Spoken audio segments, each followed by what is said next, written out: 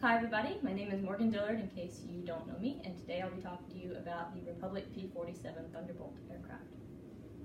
We'll be going over some of the history for the aircraft, a little bit of the aerodynamics, specifically in the propeller, the wing, and the flap design, as well as some suggestions for improvement on the aircraft.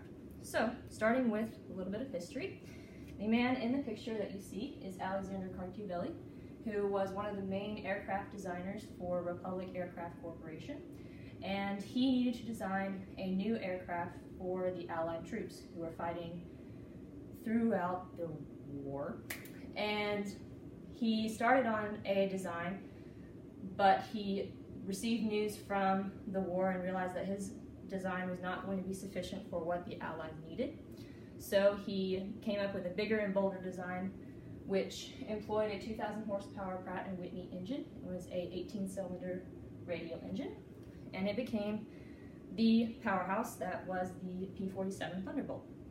The P-47 Thunderbolt was used as both a high-altitude escort as well as a low-level fighter bomber. It had most of its success in the low-altitude portion when it was used for ground attacks.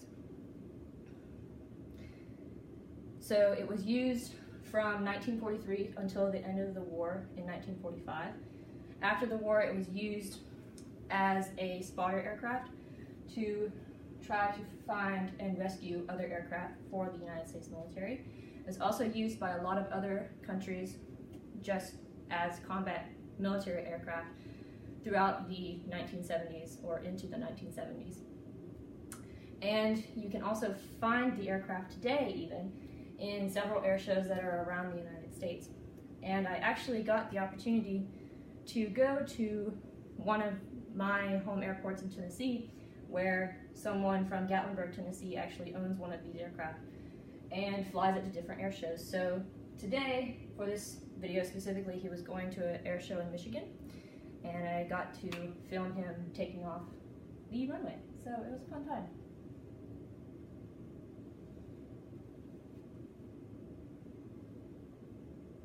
So there he goes. You can see his propeller, and we'll be talking about that. You can see the elliptical shaped wings as well, and you can't really see the flaps in this video, obviously, because they're a little bit smaller, but we'll be talking about all three of those aspects here in a second. Starting with the propeller. So you can see in this picture it has a 4-bladed propeller. It was 13 feet in diameter, so from here to there, and it was also a variable pitch propeller. So they chose this specific propeller because it increased the blade area, which produced more thrust without having to increase the diameter of the propeller itself.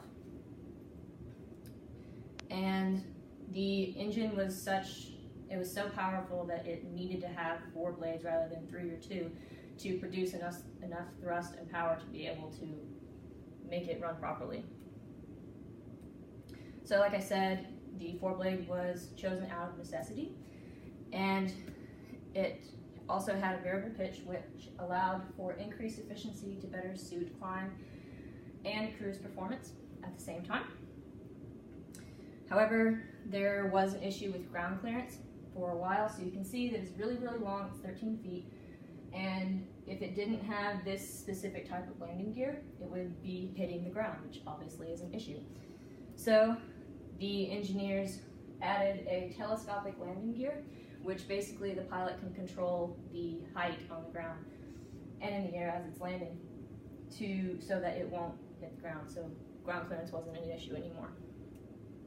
Next we'll be talking about the wing design. So the P-47 Thunderbolt had elliptical wings, and its wingspan was 41 feet. It had an aspect ratio of 5.61. And the elliptical wings took advantage of the natural flow of the air around the wings and which made it the most efficient planform for the wing. It allowed the aircraft to produce the most lift with minimum drag, thus increasing the efficiency. The amount of lift was produced by the wing, which changes moving towards the wingtip, and the lift of the most efficient wing tapers from the root all the way through the tip in an elliptical fashion. And the elliptical wing also produces, like I I said, the maximum amount of lift, and a constant wing loading. However, during a stall, unlike our rectangular wings for our Cessnas or a sweepback wing, the entire wing itself stalls rather than the stall progressing across the entire wing, which can be a problem, obviously.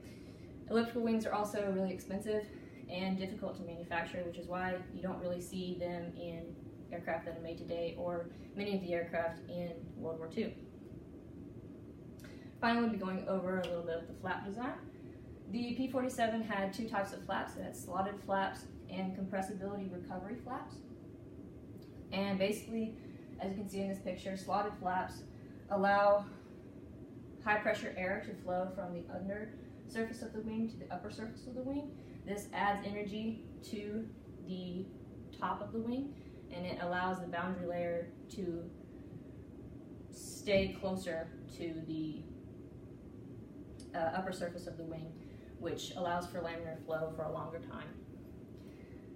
Also, the P-47 Thunderbolt employed compressibility recovery flaps, which basically, as the aircraft was flying at higher speeds, the center of pressure on the wings and the elevators would move aft, which would create a phenomenon known as mock tuck, which would basically make the nose drop down, which would make you increase airspeed. You would be able to really pull the nose back up just due to the center of pressure moving around, which can be an issue. So they put these flaps on the aircraft to alleviate some of that pressure and be able to not have any of those issues. A couple of recommendations for the aircraft. Although they use the most efficient wing platform, the elliptical wing, it could be designed a little bit better even, such as adding more laminar flow airfoil so that the air would remain smooth over the wing for a longer period of time.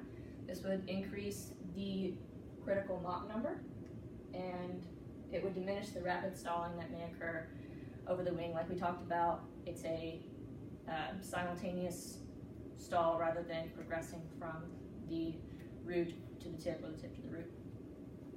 Another recommendation would be utilizing leading edge flaps, which would increase the coefficient of lift, and it would add kinetic energy to the upper surface of the wing, which lengthens the boundary layer as well. So we talked about the slotted flaps that does this.